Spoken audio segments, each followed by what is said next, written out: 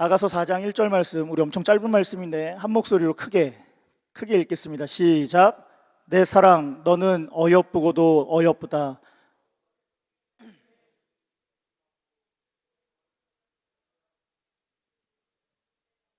아멘. 네. 5월은 가정의 달입니다. 그렇죠? 네. 한 분만 대답해 주셔서 고맙습니다.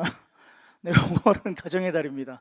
네, 그리고 당연히 부모님에게 효도해야 되는 달이고요. 그리고 가정에 혹시 어린이들이 있으면 어린이들을 잘 돌봐주고 귀하게 여겨줘야 하는 달입니다. 그래서 당연히 5월이면 계속 끊임없이 이제 설교되어져야 되는 내용들이 부모님에게 효도하는 이야기, 자녀를 어떻게 축복해야 되는가, 이런 설교를 해야 합니다. 근데 여기서 자녀가 있는 분은 저하고 이은호 집사님밖에 없고, 결혼을 하신 분은 저하고 이은호 집사님, 이선주 전사님, 그리고 유승혁 간사밖에 없어서 야, 이게 부모를 잘 공경해라 이 이야기는 또 잔소리 같을 것 같고, 그죠? 네, 설교인데 왠지 당연한 얘기 또 하고 있으면은 흔한 잔소리, 그죠? 이런 거 같잖아요. 그만하자 이럴 것 같아서 웃으라고 한 건데 역시 나이 든 분만 웃고 계시네요. 그래서 오늘은 가정의 달에 청년에게 차라리 맞는 설교를 하는 게 낫다고 해서 3주간, 다음 주 담임 목사님 오시는 주간 빼놓고 3주 동안, 이번 주, 다다음 주, 그리고 마지막 주에서 3번을 시리즈로 하기로 했습니다. 출애굽기 강해는 잠깐 멈출게요. 한 달이 아니죠. 한 3주 동안. 네. 출애굽기 강해 여러분 절반 왔다고 얘기했잖아요. 시내산 왔으면 다 온 거예요. 이제 내리막길입니다. 그러니까 내리막길 빨리 가면 되니까 잠깐 멈추고 이제 가정의 달에 맞게 여러분의 이성교제와 관련된 성경적 이성교제를 말씀으로 준비했습니다. 그래서 첫 번째 주 오늘은 설렘, 그들이 만났다. 뭐겠어요? 만나기 전까지 난 어떤 사람으로 말씀으로 준비되어야 하는지. 야, 좋아하지 않네. 두 번째 주는 만났어요. 만났으면 어떻게 할 거예요? 만났으면 바로 오늘부터 1일이야 이거 하고 요즘에 의생? 슬의생 이것처럼 너 나랑 연애할래? 이거 우리 아들이 배웠어요. 그래서 보는 사람마다 너 나랑 연애할래? 이런 소리를 하고 있어요. 이 4살짜리가 입을 틀어 막을 수도 없고 이 자식이. 근데 여러분, 나랑 연애할래? 다음이 사실은 중요하잖아요. 어떻게 연애할 건데요? 근데 마지막 주는 연애했는데 할렐루야, 주님의 도우심으로 말미암아 우리가 결혼을 했습니다. 어떻게 결혼할 건지, 어떻게 이혼을 방지할 건지, 이런 얘기를 좀 구체적으로 말씀하면서 찾아보고 싶습니다. 동의하십니까? 앞으로 이런 설교만 해주세요 하면 큰일 날 것 같지만 어쩔 수 없어요. 저희도 함께 이 청년회 때 건강한 이성교제를 준비하여서 결혼이라는 그 하나의 터널을 또 지날 수 있는 것을 준비해야 될 줄 믿습니다. 할렐루야. 그래서 오늘은 첫 번째 시간, 누군가가 내게 다가올 때 그 설레임을 성경적으로 어떻게 반응하고 받아들여야 되는지. 그냥 무조건 해볼쭉 하면서 받아들이면 안 돼요, 여러분. 그렇다고 또 막 센 남자인 척하고 나쁜 남자인 척하고 센케인 여자인 척하고 이러면 재수없어 이러고 끝난단 말이죠. 그러니까 우리가 성경적으로 어떻게 반응해야 될지 한번 고민해 보도록 하겠습니다. 흔히 서당계 3년이면 뭐를 읊어요? 풍어를 읊습니다. 출애굽기 강의할 땐 이렇게 반응하셔 해보신 적이 없잖아요. 와, 대박이다. 무슨 연애에 대한 얘기하니까 다들 입을 여시네요. 서당이 근데 왜 개가 있을까요? 서당에 가면 공자, 왈, 맹자, 왈.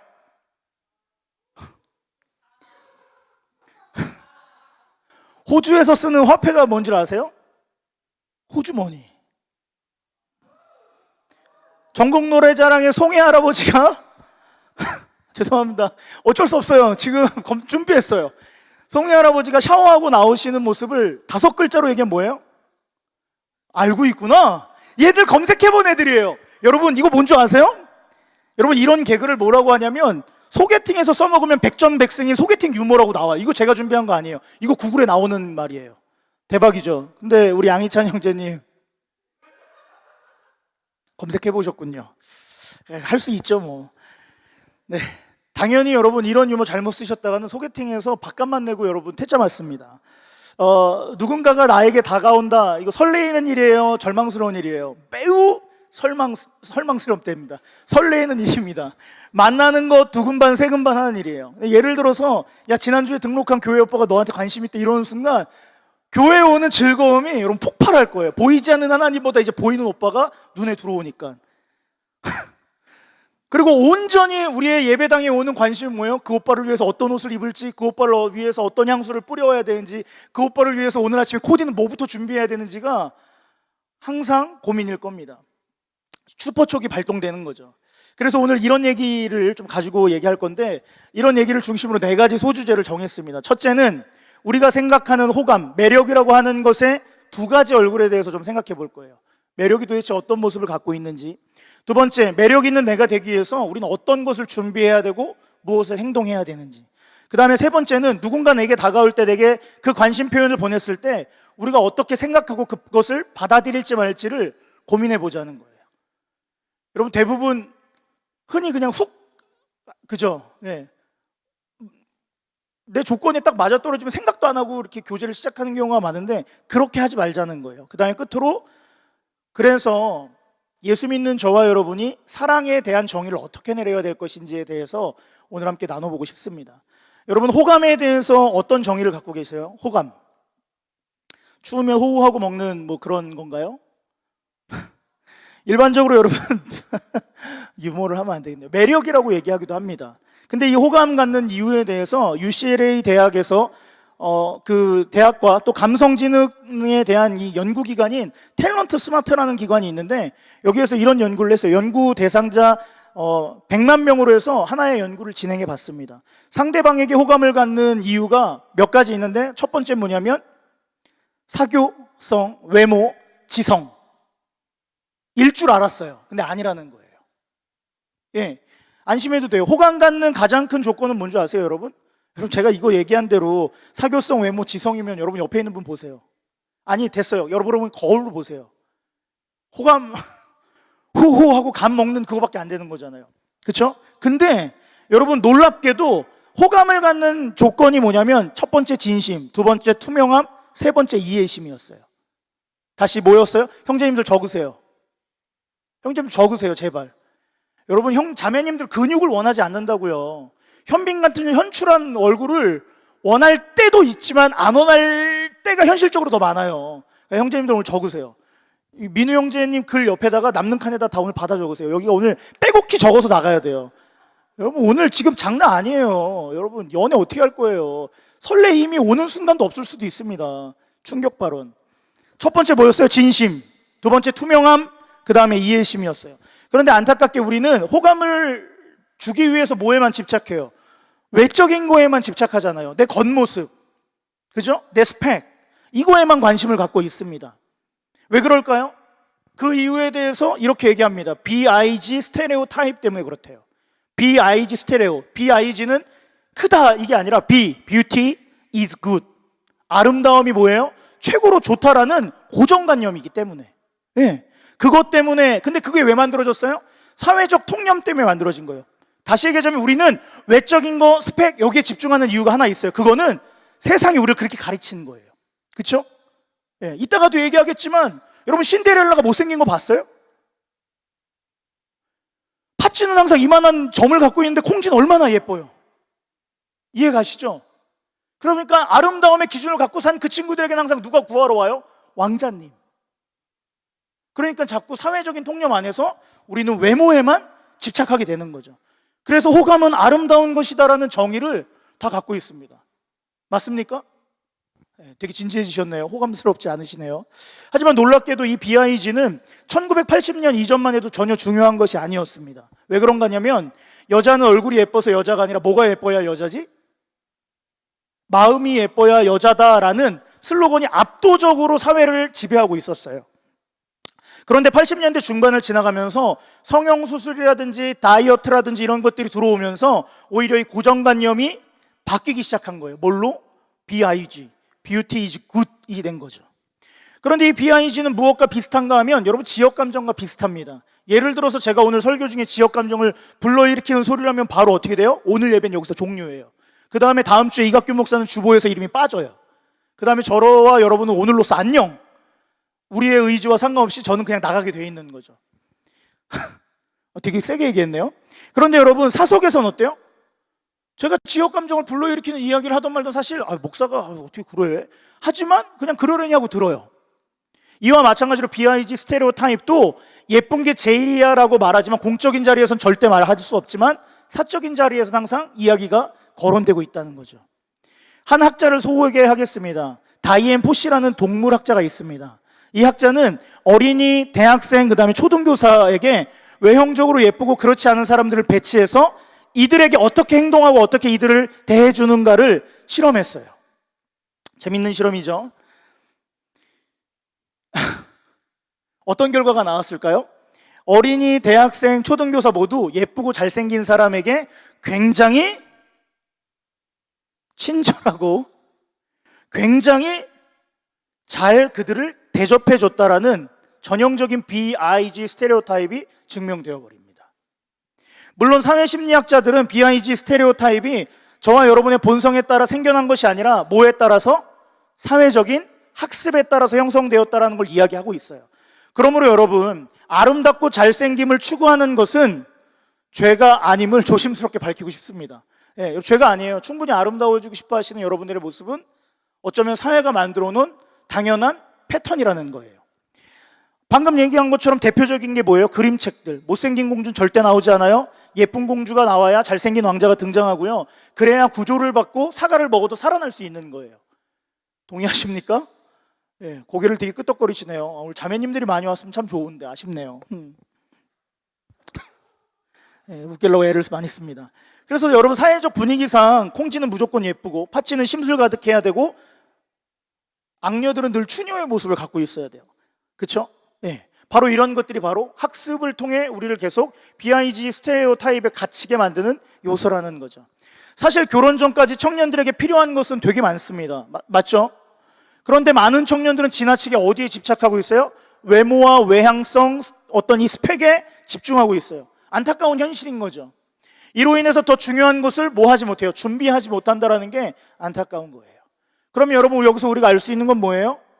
조금은 외형적인 것에서 우리가 벗어날 필요가 있다는 거죠. 그것이 절대적인 것이 아닐 수 있다는 걸 늘 염두하고 있어야 됩니다. 그렇다면 여러분, 매력을 느끼는 요인에 대해서 한번 생각해 봅시다. 여러분, 남이 내 매력을 느끼는 요인이 뭘까요? 우리 옆에 사람 한번 보실까요? 그리고 10초를 한번 드릴게요. 여러분, 매력을 한번 발산해 보시겠어요? 토했다고요? 어떻게 그러실 수 있어요? 예, 아유, 죄송합니다. 우리 형제 중심의 교회다 보니까 이러면 안 되는데 안타깝습니다. 자, 어느 고등학교 선생님이 매력을 이렇게 정의합니다. 자막 한 번만 띄워주고 같이 읽어볼까요? 시작. 매력이란 얼굴을 봤을 때 질서정연한 것 중 하나가 삐뚤어진 상태를 의미한다. 맞는 것 같아요? 아닌 것 같아요? 예, 예를 들면 덧니가 나거나 매끄러운 코에 점 하나 딱 있어요. 사실 매끄러운 코에 점 하나 딱 있는 건 뭐예요? 흠이 난 거라고 볼 수 있어요, 객관적으로 보면. 근데 우린 뭐예요? 그 점을 무슨 점이라고 그러죠? 미인점이라고 하잖아요. 매력점. 동의하시죠? 네. 그런데 이 매력이 많다라고 하면 그것은 무슨 뜻이 돼요? 모든 것이 넌 어수선하고 삐뚤 존재야, 이런 뜻이에요. 맞잖아요. 네. 사실 매력에 관한 연구는 대인 매력 관점에서 굉장히 오랫동안 연구되었던 분야라고 합니다. 그래서 어떻게 하면 매력의 사람이 될 수 있는지를 연구를 했는데 그 조건이 5가지가 있어요. 매력의 5대 조건이에요. 첫째, 상대가 잘 쓰세요, 빨리. 네, 매력의 5대 조건. 우리 오랜만 양찬이 형제님은 설교 때 정확하게 맞춰서 오시니까 이런 거 들을 수 있습니다. 빨리 양찬이 형제님도 노트 꺼내세요. 자, 첫째, 상대가 어떤 사람인가? 매력의 조건이에요. 두 번째, 평소에 어떤 행동을 하는가? 세 번째, 서로 특징이 얼마나 비슷한가에 따라서 매력을 느낀다고 합니다. 네 번째는 서로 공감을 잘 나누고 있는가 이고요. 5번째는 어떤 장소에서나 어떤 분위기에서 만나고 있는가. 이게 매력을 잘 드러낼 수 있는 어떤 이 한 조건이라고 합니다. 그런데 여기서 질문 하나 할 수 있는 게 있어요. 그가 누구인가가 아니라 내가 누구인가 하는 질문이 매력의 관점에서 제일 중요한 질문이라는 거죠. 네가 누구인 게 중요한 게 아니라 누가 중요하다고요? 내가 누구인가가 매력의 제일 중요한 포인트인 거예요. 여러분, 잠언 31장 30절에 이런 말씀이 있습니다. 우리 크게 한번 읽어볼까요? 잠언 31장 30절 시작.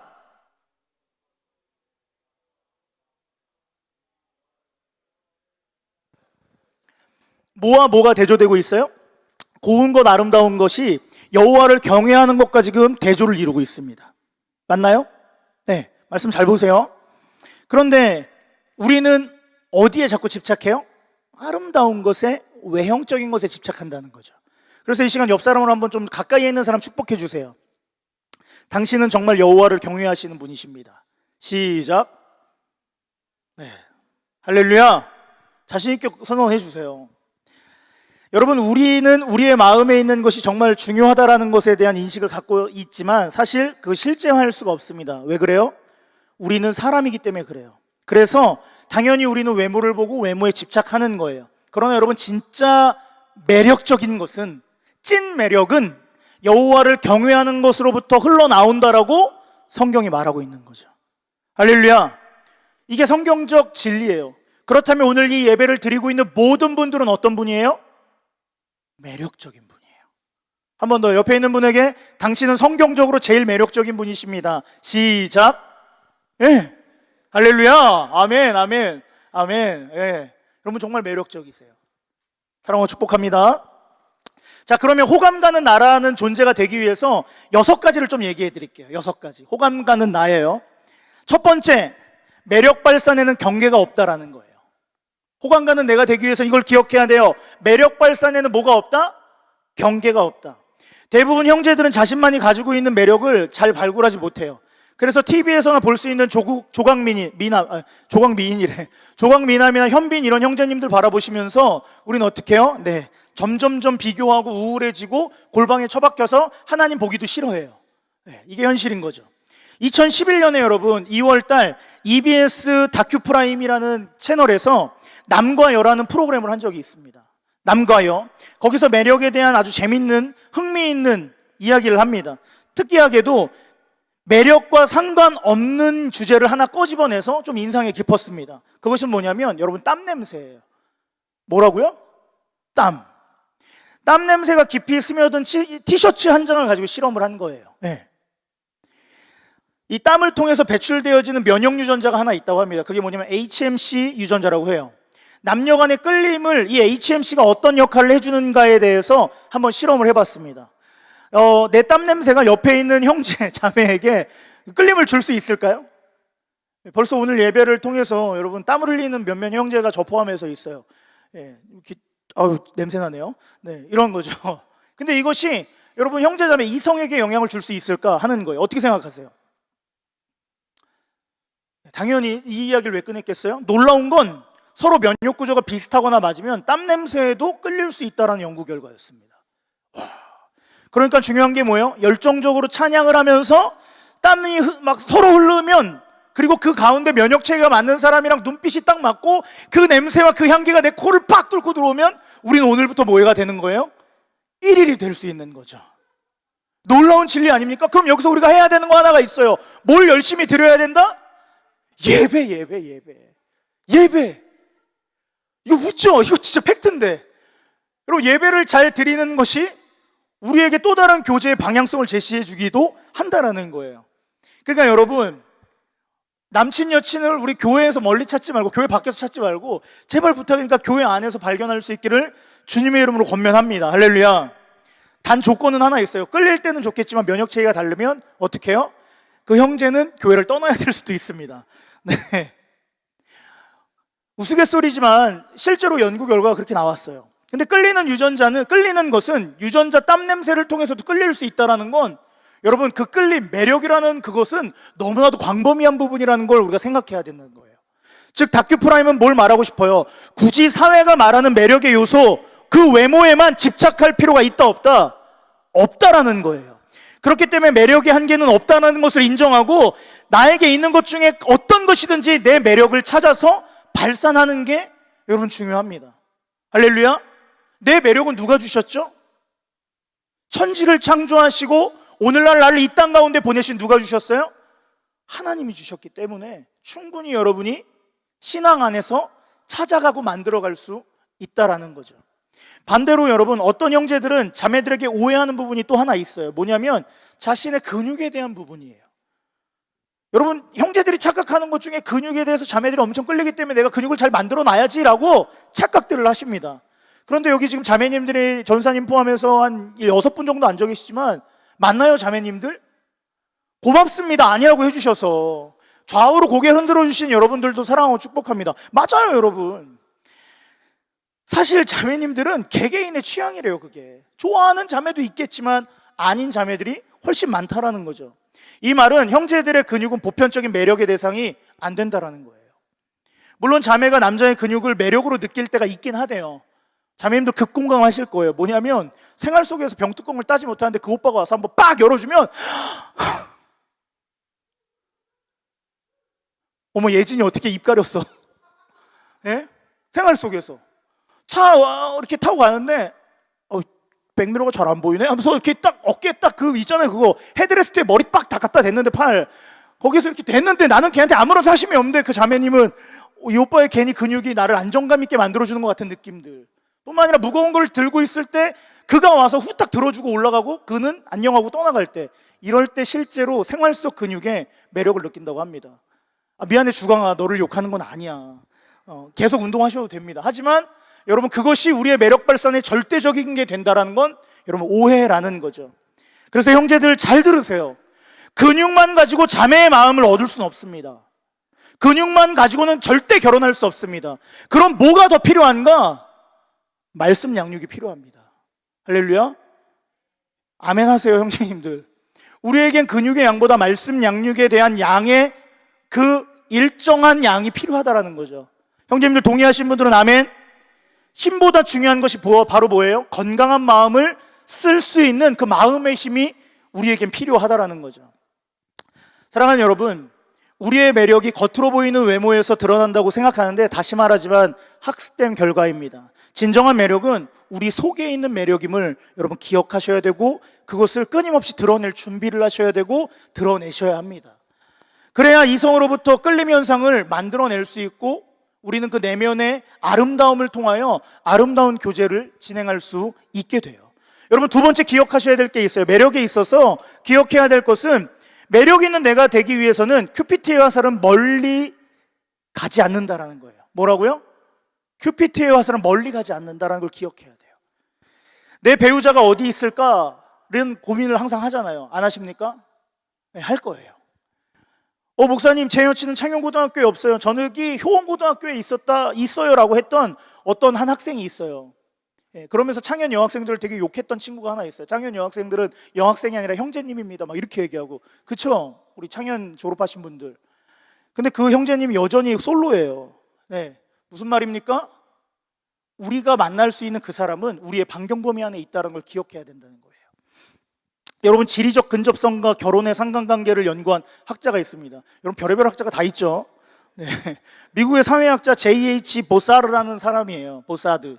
근데 이 사람은 미국의 남녀 5,000명을 대상으로 연구를 합니다. 이 5,000명 중 몇 퍼센트가 지리적 근접성의 영향을 받아 결혼까지 꼬리냈냐, 이 연구를 한 거예요. 여러분, 몇 프로일 것 같아요? 놀랍게도 약 34%가 지리적 근접성, 다시 얘기하면 가까이에 있는 위치에 있는 사람, 가까이에 있는 근무를 하고 있는 사람, 우리 집 근처에 있는 사람들이랑 결혼을 했다라는 거죠. 그래서 이 보사드는 34%의 사람들을 조금 더 심층적으로 연구했는데, 사람들은 모두 자기의 반경범위 5블럭 안에서 만나고 5블럭 안에서 만난 사람과 결혼을 했다는 거예요. 네. 그런데 이보다 놀라운 결과가 있는데, 어떤 심리학자는 이 놀라운 결과를 이렇게 얘기해요. 미래의 결혼 상대는 반경 70m 안에 존재한다. 미래의 결혼 상대는 어디에 존재하는 거예요? 반경 70m 안에 존재한다. 즉 무슨 말입니까? 오늘 이 공간에 내 배우자가 있을 수도 있다는 거죠. 너무 소름 끼치지 않습니까? 저만 그런 거죠. 이게 바로 지리적 근접성입니다. 할렐루야. 1982년도부터 2005년까지, 아니 현재도 마찬가지예요. 결혼한 이들의 지리적 접근성을 보면 압도적으로 여러분 가까운 곳에 배우자가 존재했었고요. 그와 결혼했다라는 거죠. 그러니까 가까울수록 내 배우자가 맞다라는 진리를 여러분 벗어날 수 없습니다. 이 안에도 있잖아요. 예. 이은호 집사도 그렇고 저도 그렇고 이선주 원사님은 뭐 말할 것도 없잖아요. 이선주 원사님은 더하는 청년교회 안에서 결혼했어요. 이은호 집사님은 같이 찬양팀 하는 자매님이랑 결혼했어요. 저는 제가 사역하던 교회에서 결혼했어요. 예. 저는 전도사였고 우리 아내는 반주자였어요. 근데 왜 반주하고 사역을 했어야 되는데 눈이 맞았어요. 거기서 결혼했어요. 네. 놀랍지 않습니까, 여러분? 예, 이 정도면 여러분 뭐 근거 자료는 충분하죠. 할렐루야. 그러니까 사랑하는 여러분, 멀리서 자꾸 교제할 형제를 탐색하지 않았으면 좋겠어요. 근처에 여러분의 매력을 이미 알고 있는 형제를 이미 알고 있는 자매를 만나기를 주님의 이름으로 축복합니다. 아멘. 크게 안 하니? 할렐루야. 축복합니다. 아멘. 네. 자, 그럼 세 번째 또 있습니다. 뭐냐면 따라해 봅시다. 예쁜 게 다가 아니다. 한 번 더, 예쁜 게 다가 아니다. 여러분, 연애를 하지 못하는 이유를 한번 생각해 보세요. 난 예쁘지 않으니까, 난 잘생기지 않았으니까, 이 핑계를 스스로 대면서 교제를 시도도 못하는 경우가 일상다반사입니다. 그런데 몇 해 전에 TV쇼에서 외모 예쁜 여자와 그렇지 않은 여자가 남자들에게 어떤 대접을 받을까 실험한 적이 있습니다. 그리고 히치하이킹을 시키는 거예요. 먼저 예쁜 여자가 히치하이킹을 이제 시도했어요. 그랬더니 무슨 문제가 생겨났을까요? 급브레이크를 밟으면서 그 여자를 태우기 위해서 애를 씁니다. 심지어 후진하다가 사고 날 뻔도 했습니다. 반대로 썩 예쁘지 않은 여인이 히치하이킹을 시도했습니다. 그 결과가 어땠을까요? 지나가는 차가 훨씬 많긴 했습니다. 그리고 이 결과는 결국 뭐예요? 역시 하나님은 불공평하시구나 라고 생각할 수 있는 실험입니다. 그런데 여러분, 하나님은 불공평하십니까? 아니에요. 하나님은 공평하십니다. 따라해 볼까요? 하나님은 어제도 오늘도 내일도 나에게 항상 공평하십니다. 할렐루야. 이 전제를 놓고 이 부분을 한번 볼게요. 우리의 마음을 굉장히 위로하는 한 실험이 하나 있습니다. 뭐냐면 미국의 사회심리학자인 시걸과 에론슨이라는 사람이 재밌는 연구를 합니다. 텍사스 대학의 남학생 48명을 데리고 이 형제들이 자매의 외모에 따라서 어떤 호감을 드러내는지를 연구하게 됩니다. 여러분, 세상에는 이 사람의 어떤 마음을 쓰는 형태를 연구하는 학자들이 꽤 많아요. 대부분 사회심리학자랑 그 다음에 발달심리학자들이 이 일을 많이 하고 있습니다. 성이 맞나요? 그쵸? 뭐 아닌 것처럼 막 눈빛을. 자, 그래요. 근데 여러분, 이 실험을 하고 있는 이 연구의 방법은 이래요. 여자 대학원생들이 실험실 안에 있습니다. 그리고 남학생들이 여러 무리를 두 그룹으로 나누게 합니다. 그리고 실험을 시작하면서 이 실험과 전혀 상관없는 가상의 시험지를 작성하게 합니다. 테스트 같은 거죠. 체크리스트를 작성해요. 그 다음에 전혀 의미 없는, 이 실험과 전혀 상관없는 그 가상의 실험, 거짓말이잖아요. 그 체크 결과를 발표해 줍니다. 한 그룹은 미인인 대학생들이 체크 결과를 발표해 주고요. 한 그룹은 비미인이라고 할게요. 비미인이 이제 체크 결과를 발표해 줘요. 근데 여기서 재미있는 행동들이 나타납니다. 미인들이 가상 실험 결과를 높게 평가해 주고 칭찬해 주니까 남자 실험자들은 미인들에 대해서 굉장히 높은 호감도가 나왔는데 5점 만점에 3.07점이 나왔어요. 높은 거죠. 네. 그리고 미인들이 실험 결과를 낮게 평가하니까 좋지 않은 그 결과에서 약간 섭섭했는지 그 호감도가 1.08점으로 떨어졌습니다. 근데 반대로 비미인들이 남자의 실험들에 대해서 높게 평가해 주면서 칭찬해 주니까 1.42점이 나왔어요. 그리고 비미인들이 다시 실험 결과를 좋지 않게 발표하니까 호감도는 1.17점이 나왔어요. 별반 변동이 없고 그냥 비미인들은 계속 점수가 낮았어요. 네.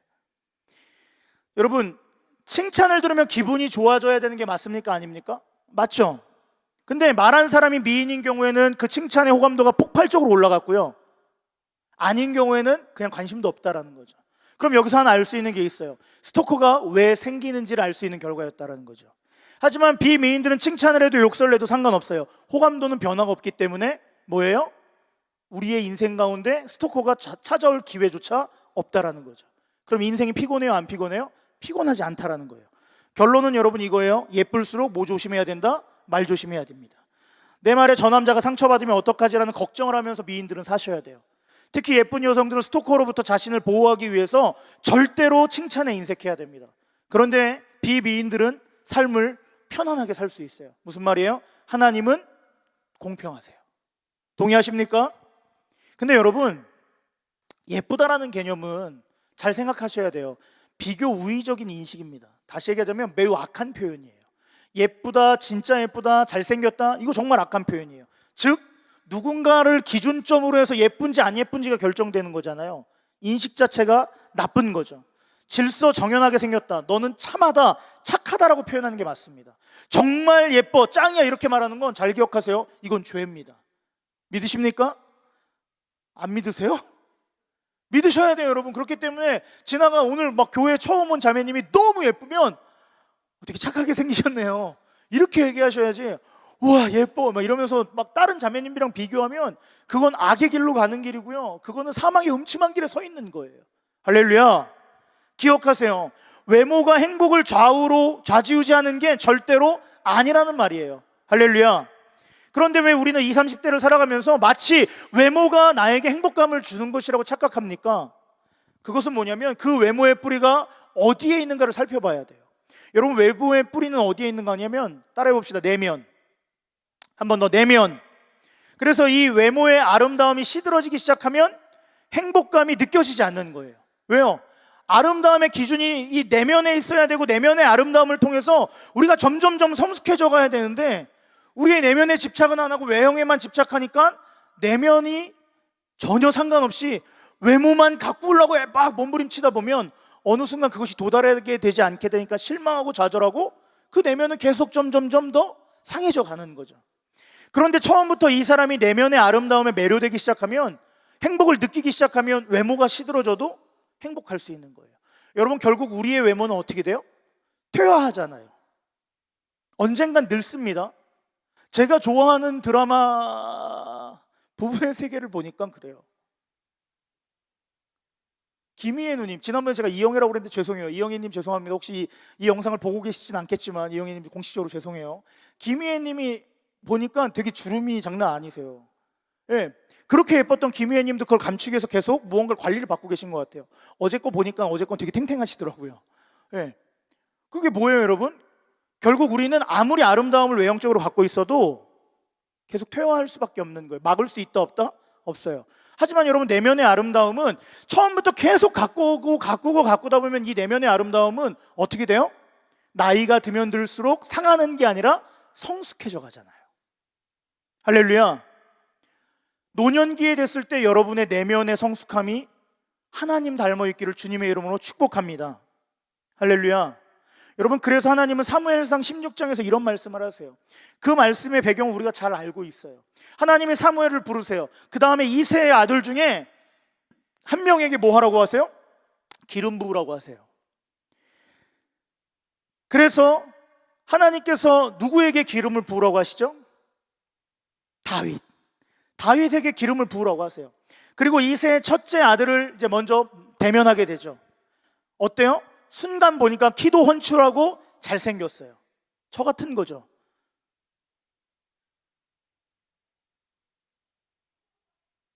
보니까 저 같은 거죠. 여기서 아멘 하면은 이거는 사입이에요. 하지 마세요. 요즘 빈 교회 있잖아요. 그 교회, 그런 교회 되면 안 돼요. 우리는 그냥 건강한 교회. 저 같은 게 말이 됩니까? 지금 거짓말이죠. 첫째가 진짜 잘생기고 키가 큰 거예요. 저는 착하게 생긴 거고요. 그래서 사무엘이 놀랐어요. 그래서 기름을 부으려고 하는 순간 하나님이 근데 말씀하세요. 아니야. 뭐라고 얘기하세요? 나는 외모를 보지 않아. 나는 어디를 보신대요? 중심을 본다. 어디를 본다고요? 중심. 그리고 하나님이 거절하세요. 이후에 둘째가 들어오고 셋째가 들어오고 넷째가 들어와요. 근데 하나님 계속 아니래요. 고민해요. 그러니까 이새에게 물어봐요. 그랬더니 말째가 있대요. 그리고 그 말째를 데리고 오라 하니까는 어때요? 그냥 평범해요. 근데 하나님의 마음에는 뭐예요? 마음에 드시는 거예요. 그래서 성경은 그 다윗을 보자마자 이렇게 묘사합니다. 빛이 붉고 눈이 빼어나고 얼굴이 아름답더라. 여러분, 지금 이건 어딜 얘기하는 거예요? 내면을 얘기하는 거예요? 외모를 얘기하는 거예요? 맞아요. 외모를 표현하는 거예요. 그런데 사무엘은 하나님의 지시에 따라서 다윗에게 뭐를 부어요? 기름을 붓습니다. 그러면 이게 무슨 말일까요?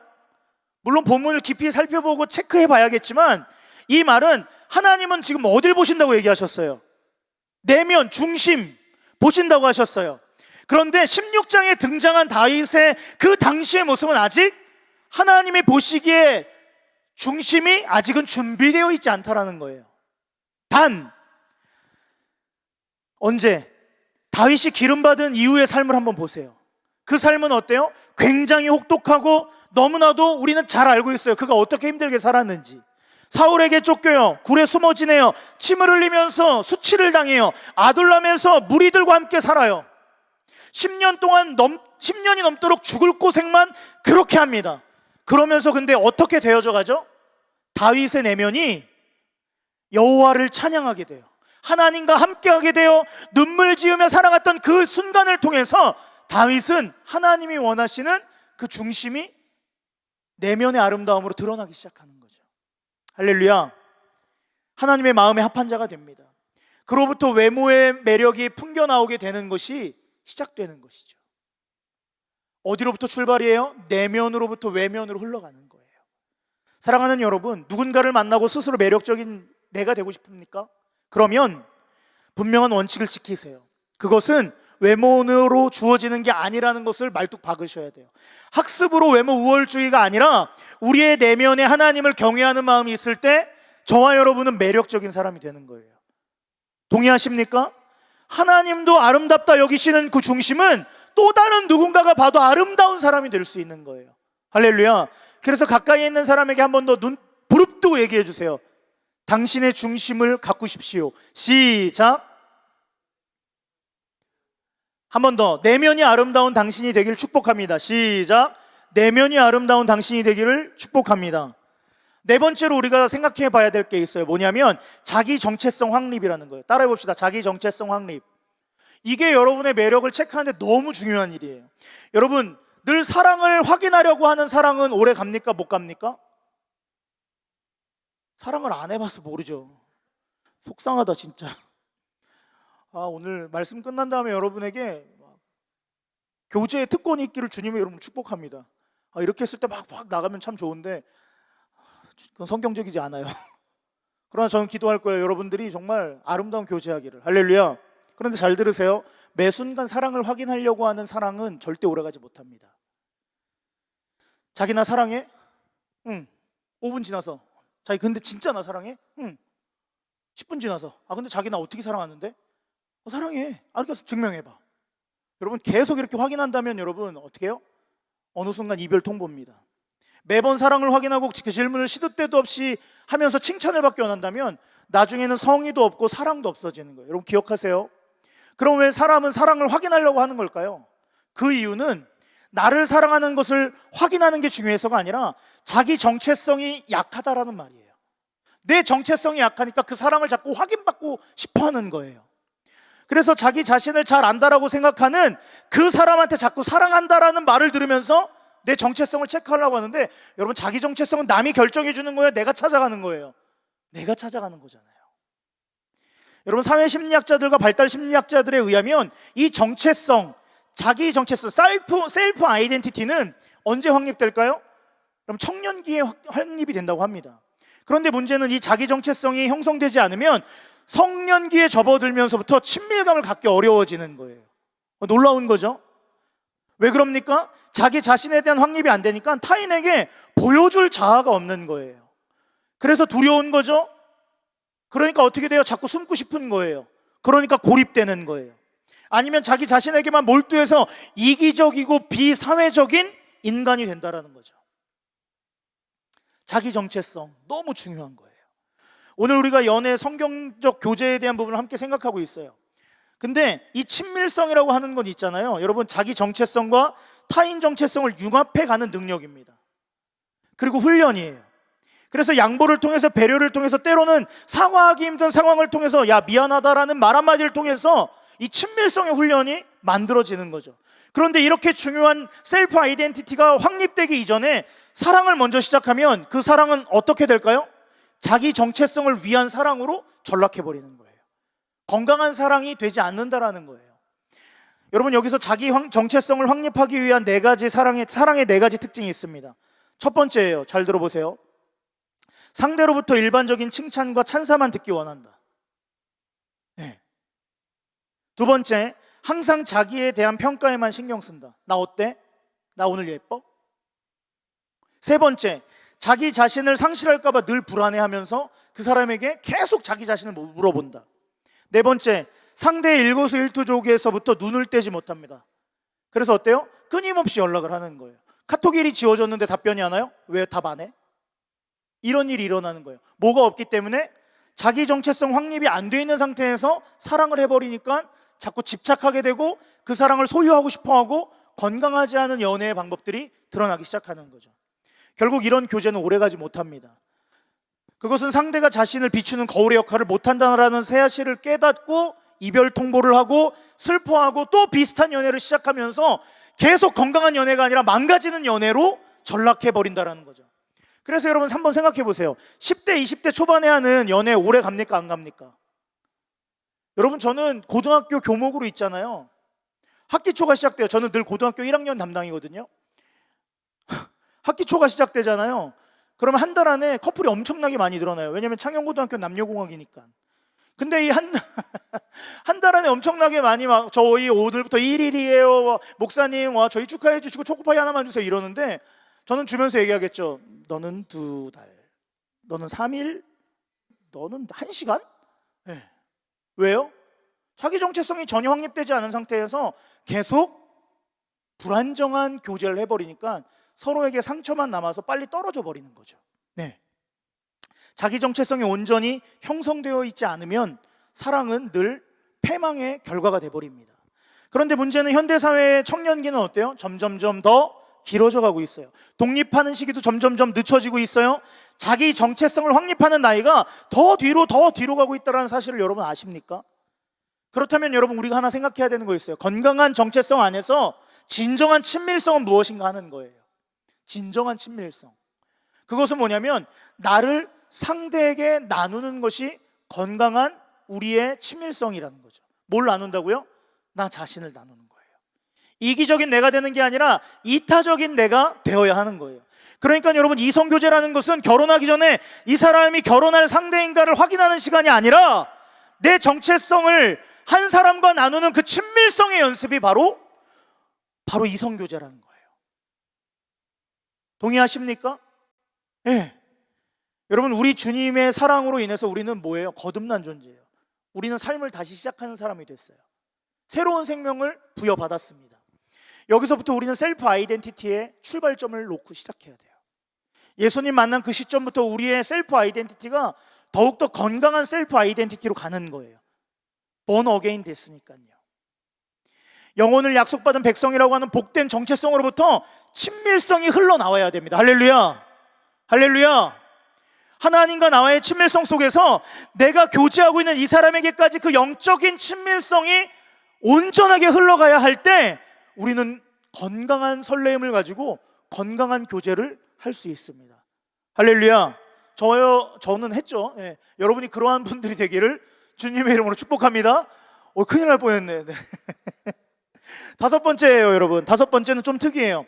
완벽한 여자가 못된 남자에게 집착하는 이유가 하나 있습니다. 왜 집착하는 걸까요? 학벌도 있어요, 돈도 많아요, 완벽한 여자예요. 근데 만나는 남자가 벌이도 없고 낭비스럽고 경제적으로는 제로이고 여자에게 주는 심적 피해는 날로만 커져가는데 자매들은 어떤 남자를 좋아해요? 이선주 전사님? 착한 남자 거짓말하지 마세요. 나쁜 남자를 좋아합니다. 그런 경우가 꽤 많아요. 네. 대표적으로 뭐예요? 신창원. 탈옥범 신창원 아세요? 탈옥범 신창원의 경우는 탈옥 기간 동안 6명에서 8명의 여자가 그 탈옥을 도왔다고 합니다. 대단하죠. 근데 신창원 아저씨 보니까 전혀 남자가 볼 땐 매력적이지 않아요. 뭔가 참 그냥 불길하게 생겼어요. 누가 봐도 나쁜 사람 이렇게 생겼어요. 근데 그게 여인들에게는 포기할 수 없는 무언가가 있다라는 거죠. 그럼 왜 이러한 현상이 일어나는 걸까요? 오늘 이런 얘기했다고 막 인권위에서 전화 오는 거 아닌가 모르겠어요. 남녀 비하 발언하는 거 아닙니까? 절대 그런 거 아닙니다, 여러분. 연구 결과를 제가 읽어서 여러분과 함께 나누는 거예요. 그럼 왜 여인들은 나쁜 남자에게 벗어나지 못하는 걸까 했을 때 그것은 따라해 볼까요? 인지 부조화. 한 번 더 크게, 인지 부조화. 사람에게 어떤 어려움이 닥치면 두 가지 인지가 발동한다고 합니다. 이 두 가지 인지가 생기면 어떤 한쪽의 인지를 선택해서 심리적 안정을 취하고 싶은 게 사람의 안정감의 행동이라는 거예요. 예를 들면 이런 거예요. 저 사람은 안 좋은 사람이야, 저 사람은 싫어라고 하는 인지가 하나 있고, 또 다른 하나는 내가 그동안 이 형제에게 바친 게 얼마인데 그리고 헤어지면 사람들은 분명 나한테 수군거릴 거야 라는 그 두 인지가 존재해요. 그런데 여기서 문제는 대부분의 사람들은 후자의 인지가 존재한다는 거예요. 형제를 포기하지 못하게 하는 그 다양한 요소들, 소위 매몰 비용이라는 거죠. 매몰 비용. 내가 드린 게 얼마인데 못해도 본전은 찾아야 돼 라는 심리적 마음 상태 때문에 누군가가 옆에서 헤어지라고 하면 뭐예요? 심리적 반발감만 커지면서 그래도 본전 찾기 위해서 난 헤어지지 않을 거야 라는 것을 선택하게 된다는 거죠. 해결책은 있습니까? 있어요. 스스로 헤어지겠다라고 결정하면 그건 해결돼요. 하지만 대부분은 그렇지 못하다라는 거죠. 이럴 때 우리가 생각해 봐야 되는 게 있어요. 뭐냐면 여러분들이 교제를 하고 있건 준비하고 있건 쉬고 있건 상관없이 여러분의 내면에 있는 미련을 점검해 봐야 돼요. 내 안에 있는 그 미련이라는 게 있을 거 아니에요. 근데 그것이 전혀 건강하지 않은 미련이에요. 그것이 전혀 성경과 말씀과 전혀 상관없는 미련이에요. 그럼 여러분 그 미련을 과감하게 포기할 수 있는 마음의 단단함을 우리가 갖고 있어야 된다는 거죠. 그럴 때 여러분은 어떻게 해요? 과감하게 나쁜 사람에 대한 정리할 수 있는 힘이 생길 수 있는 거예요. 그래도 목사님 사람은 바뀌지 않을까요? 결혼하면 달라지겠죠. 미안하지만 여러분 결혼하면 그보다 나은 상황은 더 이상 없어요. 더하면 더했지 덜하진 않습니다. 혹시 지금 교제하고 있는 분들은 잘 들으세요. 현재 만남이 영적인 성숙을 가져다 주고 있지 않다면, 그리고 세속적인 끌림만 계속 지속적인 만남으로 이어져 가고 있다면, 그리고 다른 욕구만 계속 채우기 위해서 이 만남이 지속된다면 진지하게 여러분 이별을 생각해 보셔야 합니다. 마지막 6번째입니다. 사랑받는 성격은 따로 있다라는 것이에요. 여러분 대인 매력 분야에서 해묵은 논쟁이 뭐냐면 이런 거예요. 사람들은 자기와 비슷한 사람을 좋아할까요? 아니면 자기 성격과 다른 사람을 좋아할까요? 비슷한 사람을 좋아한다. 손 들어보세요. 성격이 비슷한 사람에게 오히려 더 마음이 끌린다. 손. 하나, 둘, 셋, 넷, 다섯. 다섯. 그 다음에 그 반대. 다른 사람, 성격이 다른 사람에게 매력이 끌린다. 하나, 둘, 셋, 넷, 넷, 넷. 그 다음에 그냥 빨리 설교나 끝내라. 피곤하다. 집에 가서 발 닦고 잘 거다. 손 들어보세요. 걸렸어. 조심해 아주. 아무 생각 없이 손 들었다가 지금 내 눈빛에 났어 지금. 네, 여러분 성격이 비슷한 사람을 선호하는 것을 유사설이라고 합니다. 뭐라고요? 유사설. 그 다음에 성격이 다른 사람을 선호하는 것을 따라해 볼까요? 상보설. 네, 일본의 심리학자가 자꾸 나와요. 네. 나카자토라는 사람이 있어요. 이 사람이 연구해 봤습니다. 네, 외형적인 사람도 내성적인 사람도 둘 다 외형적인 사람만을 좋아한다는 결과가 나왔습니다. 그럼 무슨 말이에요? 유사설과 상보설은 사실 사람을 좋아하는 것에 있어서 영향이 미친다 안 미친다? 미쳐지지 않는다라는 거예요. 성격이 비슷하거나 다른 거는 그거는 매력을 느끼는 거에 크게 좌지우지 안 된다라는 거예요. 근데 이 나카자토는 여기서 멈추지 않고 실험을 하나 더 합니다. 어떤 성격의 마음을 끌릴까 했던 거예요. 외형도 아니고 내성도 아니에요. 같음도 아니고 다름도 아니에요. 그랬더니 그가 발견한 것이 뭐냐면 번역을 이렇게 했어요. 사회적 바람직함설. 네, 사회적 바람직함설. 이게 뭐냐면 사회적 바람직함설은 사람들이 좋아하는 유형은 전혀 다른 곳에 있다라는 거죠. 사회 안에서 살아가는 방식 안에 있다라는 거예요. 그리고 일본학자 마츠이라는 사람이 사회적 바람직함설을 조금 더 구체적으로 연구해서 성별별로 선호하는 성격을 정리했어요. 이게 여러분 이제 오늘 중요한 거예요. 이게 오늘 이각균 목사가 준비한 슈퍼 족보입니다. 노트 꺼내세요. 자매들이 좋아하는 형제들의 성격이 따로 있고요. 형제들이 좋아하는 자매들의 성격이 따로 있었습니다. 이거는 나름의 무리를 모아놓고 설문을 돌리고 연구를 해서 나온 결과입니다. 먼저 자매들이 좋아하는 형제들의 성격입니다. 3위, 성실한 형제를 좋아합니다. 어떤 형제를 좋아한다고요? 성실한 형제. 우리 더하는 청년교회는 대다수가 아주 성실하기 때문에 몇몇 분만 빼놓고 제 생각엔 이 3위 안에 다 들어가죠. 2위는 상냥하고 부드러운 사람입니다. 상냥하고 부드러운 사람. 대망의 1위, 자매들이 좋아하는 형제들의 성격 1위는 뭘까요? 배려심이 많은 사람. 형제님들 잘 들으세요. 이기적인 남자는 결코 끝까지 살아남을 수가 없습니다. 뭐가 많아야 된다고요? 배려심이 많아야 됩니다. 자, 그러면 반대로 형제들이 좋아하는 자매들의 성격 3위 뭘까요? 섹시함? 도발적? 3위는 뭐냐면 솔직한 사람이에요. 솔직한 사람. 2위는 여러분 제가 찾아보니까 섹시함, 도발성 이거 하나도 없었어요. 2위는 뭐냐면 청결한 여자래요. 자매님들 제발 부탁이니까 여러분의 방을 좀 깨끗하게 치워놓으시기를 주님의 이름으로 좋은 말로 할 때 권면드립니다. 자, 그 다음에 1위는 뭐냐면 자매님들을 선호하는 남자들의 이 1위 뭐였냐면 명랑함입니다. 네. 여러분 여기서 명랑함이랑 그 이렇게 뭐랄까 이렇게 이런 거 있잖아요. 그 막 이렇게 그 푼숙기 있는 거 이런 건 좀 다른 얘기예요. 그냥 명랑함이에요. 명랑함. 성격이 밝고 누군가에게도 다 서글서글하게 대할 수 있는 게, 이게 남자들이 자매들을 볼 때 이 마음이 끌린대요. 그럼 반대도 있어요, 여러분. 자매들이 싫어하는 남자의 성격이 있다고 합니다. 3위, 돈 없는 형제? 아니에요. 건방진 형제. 건방지다라는 건 뭐예요? 교만한 형제, 허세가 강한 형제, 이런 형제들 엄청 싫어한다고 합니다. 2위는 뭐냐면 퇴폐적인 형제. 퇴폐적인 형제, 클럽 좋아하고 술 좋아하고 막 자매들이랑 있는 거를 형제들이랑 있는 것보다 훨씬 더 좋아하고 막 이런 거 있잖아요. 그러니까 그 다른 마음으로 퇴폐적인 거, 그런 거. 그 다음에 1인 뭐냐면 1인 대망의 1위, 잘 들으세요. 맨날 아프다고 집에 가시는 형제님들, 나약한 형제를 제일 싫어한다고 합니다. 나약한 형제. 이게 약간 그 머슬이 좀 필요하다라는 게 여기서 이제 발생된 거죠. 중앙아, 너의 운동할 목적 여기서 반드시 회복했어. 나약한 형제 싫다고 합니다. 그 다음에 형제들이 싫어하는 자매의 성격이 있습니다. 3위, 이것도 웃겨요. 형제들이 싫어하는 자매의 성격 3위, 퇴폐적인 자매. 퇴폐적인 자매. 무서운 자매죠. 2위, 침울한 성격의 자매. 계속 이 자매랑 있으면 그냥 마음이 그냥 막 계속 축축 처져요. 이런 자매 싫어한다는 거죠. 마지막 1위는 뭔지 아세요? 마지막 1위는 건방진 자매를 싫어한다고 합니다. 콧대가 높고 교만하고 오히려 형제를 존중하지 못하며 형제를 깔아뭉개는 자매는 형제들이 엄청 싫어한다고 해요.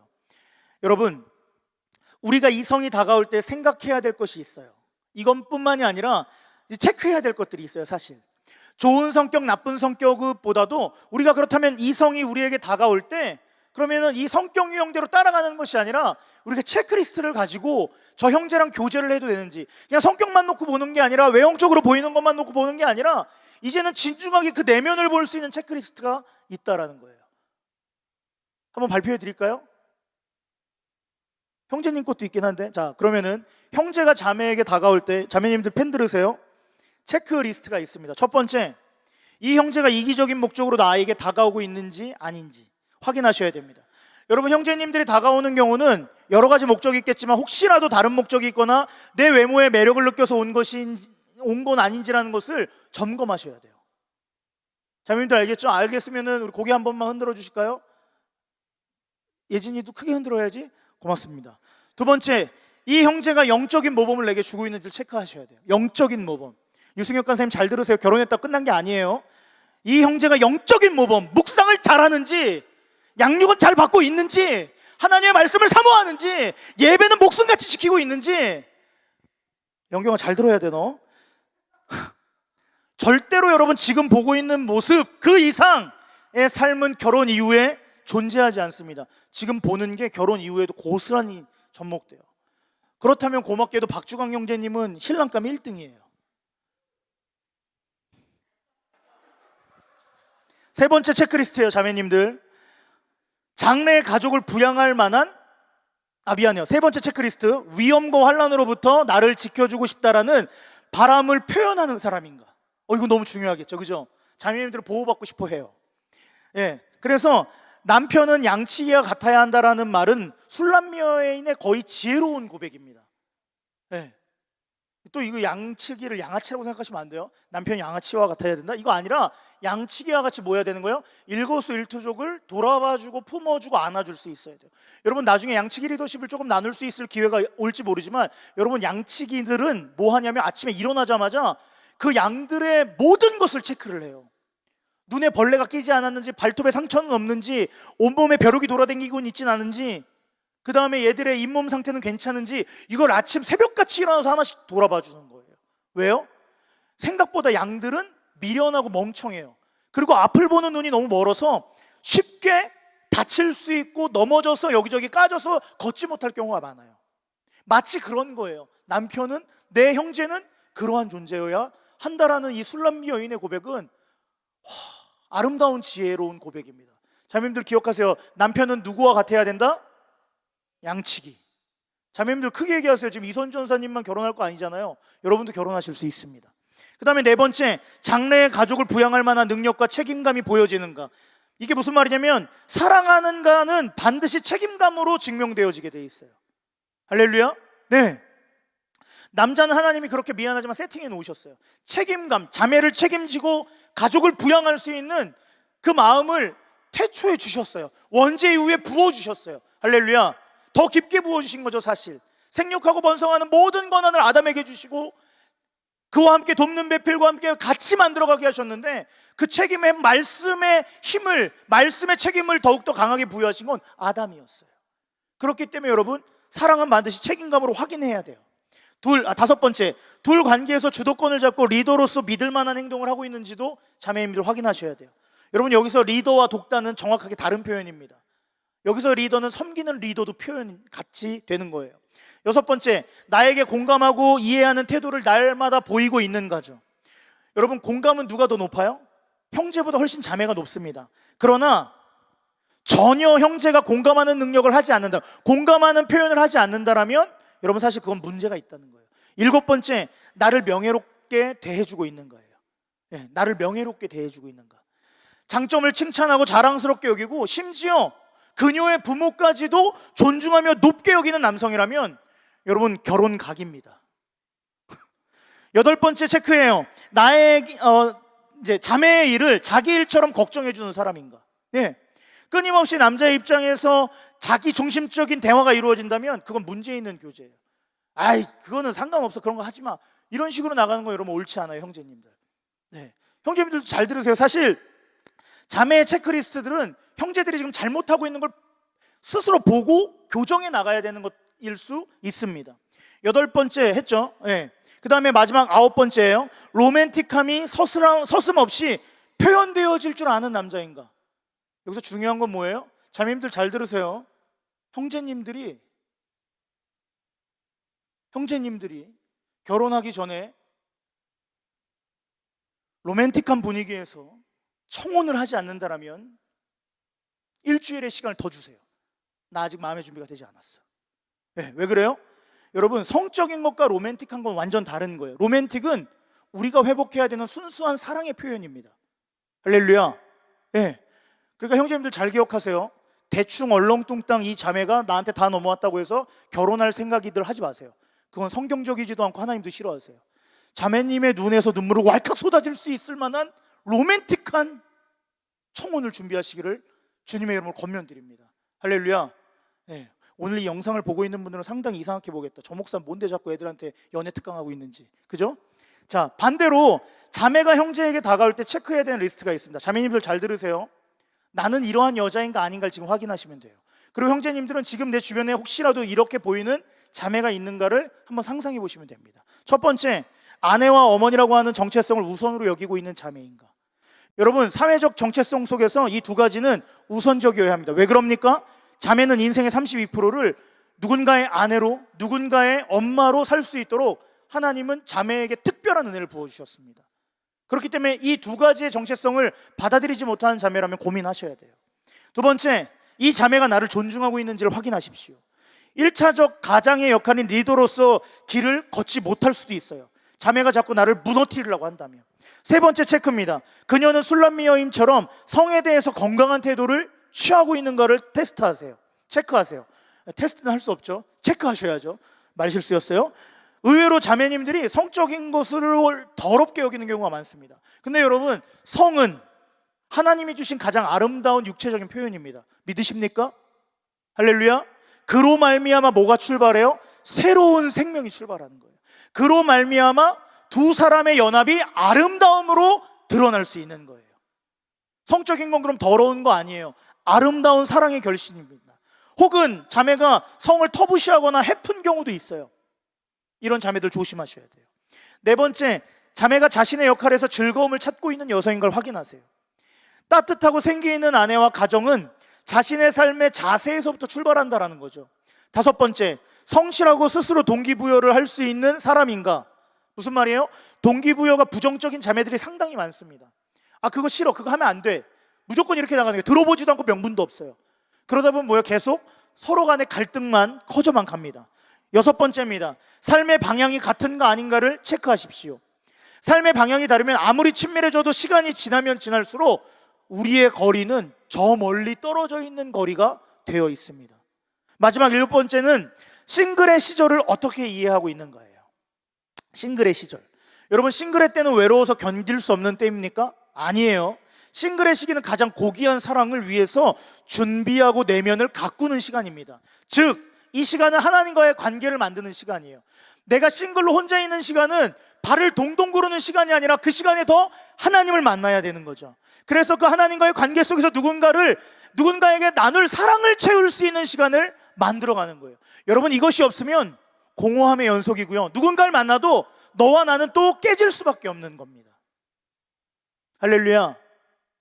예, 우리는 오늘 많은 얘기를 다뤘어요. 특별히 자매들이 좋아하는 형제들의 성격과 형제들이 자매에게 다가올 때 체크리스트들 이런 거 필요하시면 카톡 주세요. 보내드릴게요. 예, 여지껏 받아 적으신 분들도 사랑하고 축복합니다. 그러면 여러분, 이제 결론이에요. 우린 매력에 대해서 봤어요. 우린 누군가가 다가올 때 무엇을 해야 되는지도 봤어요. 사회적으로 우리가 어떻게 계속 길들여져서 외면이 아니라 내면에 집중해야 되는데 그걸 놓쳤다는 것도 확인했습니다. 맞습니까? 그러면 이제 마지막으로 볼게요. 사랑은 뭐냐라는 거예요. 설교를 마치면서 이 사랑은 무엇이라 하는 것을 우리가 정의 내리고 싶습니다. 여러분, 사랑은 뭐예요? 이 부분은 굉장히 수천 년 전부터 흘러내려온 질문 같지만 사실 심리학에서 사랑이 뭐냐라고 하는 것을 제대로 다룬 것은 1970년대부터예요. 그러니까 심리학적 연구 시간은 40년밖에 되지 않았습니다. 그 중에 가장 대표적인 것이 뭐냐면 로버트 스톤버그라는 사람의 사랑의 삼각형 이론이에요. 자, 제 얼굴을 가려주세요. 이렇게 뜨셨네요. 네, 제 얼굴에다 이렇게 갖다 놨었는데 잘 보이라고. 자, 제일 꼭대기에 뭐라고 써 있어요? 제일 꼭대기 꼭지점에 친밀감이에요. 네. 여러분, 이것은 교제를 하면서 긍정적 지지를 통해서 조금 더 뭐 할 수 있는 게 높아져 가는 거예요. 시간이 필요한 거예요. 여러분, 친밀감이 단번에 이루어집니까? 아닙니다. 시간이 필요해요. 시간이 꼭 필요한 것으로서 이거는 시간 없이는 절대 완성될 수 없어요. 왼쪽 아래 꼭지점은 뭐로 돼 있어요? 패션이에요. 열정. 로맨스와 성적인 행동을 이끌어주는 중요한 포인트예요. 그러다 보니 굴곡이 심할 수 있어요. 그리고 마지막 오른쪽 아래 꼭지점은 뭐가 있어요? 커미트먼트, 헌신적인 삶이에요. 헌신된 약속. 가장 오랜 시간이 걸려서 만들어지는 거예요. 자, 그럼 이 세 가지를 제가 왜 소개하는 걸까요? 여러분, 만약에 여러분이 현재 연애를 하고 있다면, 이거 계속 띄워놓으세요. 현재 연애를 하고 있다면 여러분의 교제는 이 세 가지 꼭지점에 조화를 이루어서 만들어져 가고 있는지, 아니면 자꾸 한쪽으로 치우쳐져요. 친밀감에만 치우쳐진다든지, 헌신에만 치우쳐진다든지, 아니면 열정에만 치우쳐진다든지, 이거를 체크하고 확인하시면서요, 이 교제를 하셔야 돼요. 한쪽으로 치우쳐지면 어떻게 될까요? 문제가 발생되겠죠. 조화를 이루려면 근데 뭐가 필요해요? 반드시 시간이 필요합니다. 할렐루야. 네. 적어도 봄, 여름, 가을, 겨울, 봄까지는 교제해 봐야지 이 세 가지가 잘 조화를 이루고 있는지를 확인할 수 있는 거예요. 너무 섣불리 교제를 시작하고 끝내면 이 세 가지 꼭지점은 조화를 이룰 시간이 없어요. 왜 그럽니까? 시간이 걸려서 만들어진 상태가 돼야 스스로와 그 남자를 내가 더 명확하게 볼 수 있는 거예요. 이것 없이는 사랑의 완성은 결코 없습니다. 생각해 볼게요. 만약 친밀감만 있어요. 그것은 뭐예요? 호의예요. 호의. 사랑이 아니에요. 호의를 베풀어 주는 거예요. 그냥 동정해 주는 거고요, 연민을 나눠주는 수준밖에 안 되는 거예요. 반대로 열정만 가득해요. 그건 뭐예요? 짝사랑이에요. 아니면 뭐예요? 잘못된 육체적인 사랑만 요구하는 아주 안 좋은 꼴이에요. 또 헌신만 넘쳐요. 그건 뭐예요? 멍청한 사랑이냐, 아니면 바람들이기 사랑이냐. 네, 그런 거죠. 무모한 사랑인 거죠. 그렇다면 여러분, 사랑이라는 건 뭘까요? 사랑. 오늘 우리가 읽은 아가서 4장 1절의 고백은 마치 남자가 여자에게 말하는 아름다운 고백처럼 느껴져요. 그러나 사실 아가서의 모든 고백은 누가 누구를 향하고 있어요? 주께서 우리를 향해서, 교회를 향해서 외치는 고백인 거예요. 할렐루야. 사람들은 4,000년 동안 이러한 하나님의 사랑을 경험해 왔습니다.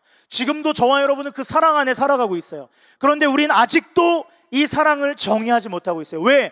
이 사랑은 너무나도 깊이가 위대하고 넓이가 세상 끝을 뚫고 지나갈 만큼 넓기 때문에 그런 거예요.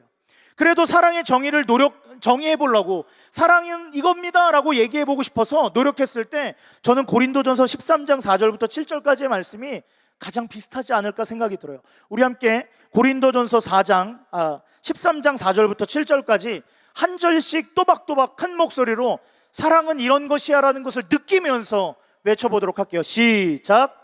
사랑은 오래 참고, 사랑은 온유하며 시기하지 아니하며, 사랑은 자랑하지 아니하며 교만하지 아니하며 무례히 행하지 아니하며 자기의 유익을 구하지 아니하며 성내지 아니하며 악한 것을 생각하지 아니하며 불의를 기뻐하지 아니하며 진리와 함께 기뻐하고 모든 것을 참으며 모든 것을 믿으며 모든 것을 바라며 모든 것을 견디느니라. 아멘. 분명 사랑이에요. 맞습니까? 하지만 여러분, 이것은 사랑의 정의보다 사랑의 묘사에 가깝습니다. 맞죠? 네. 즉 사랑은 어떤 말로도 정의하기가 어렵습니다. 우리의 사랑의 회복은 주님의 사랑을 흉내내는 것에 미치지 못해요. 할렐루야. 결론은 이 결혼이라는 것은 주님과 우리의 관계를 설명하는 가장 중요한 도구입니다. 주님과 교회가 어떤 관계인지를 가장 잘 해석하는 설명서가 바로 교회예요. 여러분, 우리가 왜 연애를 합니까? 결혼하기 위해서예요. 맞아요, 아니에요? 솔직하게 맞아요. 그런데 결혼은 인생의 목적인가요?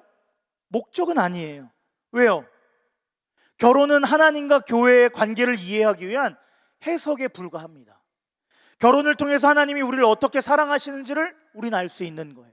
그러므로 여러분, 우리가 이 젊은 날에 나에게 다가오는 그에게만 설레이지 말고 이미 다가왔고 우리와 함께 하시는, 그리고 앞으로 다 모든 것을 이루실 그 예수 그리스도께 먼저 설레어야 한다는 거예요. 그때 우리의 중심, 우리의 내면, 우리의 친밀성이 누군가를 만나서도 그 사랑을 흘려보낼 수 있는 거룩한 준비가 될 수 있기 때문이에요. 할렐루야. 그제서야 여러분 우린 할 수 있어요. 내 사랑하는 사람에게 이 찐 마음을 흘려보내줄 수 있는 거예요. 고스란히 선물해 줄 수 있는 거예요. 그럴 때 우리의 봄에 5월에 피는 꽃처럼 여러분의 마음은 진정한 사랑으로 나아갈 수 있는 거죠. 사랑하는 여러분, 하나님의 그 사랑을 한평생 나눌 수 있는 그 사람을 만나고 싶으십니까? 그렇다면 여러분, 그 사랑을 삶으로 증명해내는 삶이 되기 위해서 우리 안에 하나님의 사랑을 더욱더 가득 채우셔서 여러분의 정체성을 확인하시고 여러분의 내면을 준비하셔서 흘려보내실 마음을 갖고 계시면 됩니다. 동의하십니까? 그럴 때 여러분, 여러분의 사랑은 실패를 향한 사랑이 아니라 더 위대한 사랑을 알기 위한 곳으로 흘러가는 거룩한 폭포수가 될 수 있는 거예요. 할렐루야. 말씀을 준비하면서 고민해 봤어요. 나는 과연 다시 태어나도 우리 아내랑 결혼할 수 있을 것인가? 우리 아내한테 물어보지 못했어요. 다른 답이 나오면 어떡하지라는 두려움 때문에. 하지만 저는 자신 있게 얘기할 수 있어요. 저는 다시 태어나도, 물론 우린 다시 태어난다고 얘기하면 안 되지만, 하지만 만에 하나 예를 들어 포 이그젬플, 저는 다시 태어나도 우리 아내랑 결혼할 겁니다. 이유는 딴 거 없어요. 우리 아내를 보면 저는 하나님을 봐요. 우리 사랑하는 아내를 보면 예수님이 보여요. 100가지를 잘못해도 100가지를 다 품어주더라고요. 왜 그런가 봤더니 그런 사람으로 내면을 준비하고 있었던 사람이기 때문에 그렇더라고요. 그럼 목사님은 잘 준비하셨었나요? 저는 계속 준비하는 과정에 실패도 있었고 어려움도 있었습니다. 하지만 그 준비하는 과정에서 우리 아내를 만났을 때는 함께 준비하는 그 사랑의 깊이가 더 아름다워져 가고 있더라고요. 사랑하는 여러분, 저는 여러분의 청년의 때를 낭비하지 않았으면 좋겠어요. 외면을 준비하고 외모를 가꾸고 여러분의 스펙을 쌓는 데만 여러분의 시간을 낭비하지 않았으면 좋겠습니다. 여러분의 아름다운 내면을 잘 준비하셔서 하나님의 사랑을 누군가에게 흠뻑 적실 수 있는 그 아름다운 사람들이 바로 여러분이 되길 원하고, 오늘 이 자리에서 함께 예배드리는 모든 분들이 다 결혼이라는 그 거룩한 해석서를 눈으로 읽을 수 있는 사람들이 되기를 주님의 이름으로 축복합니다. 아멘.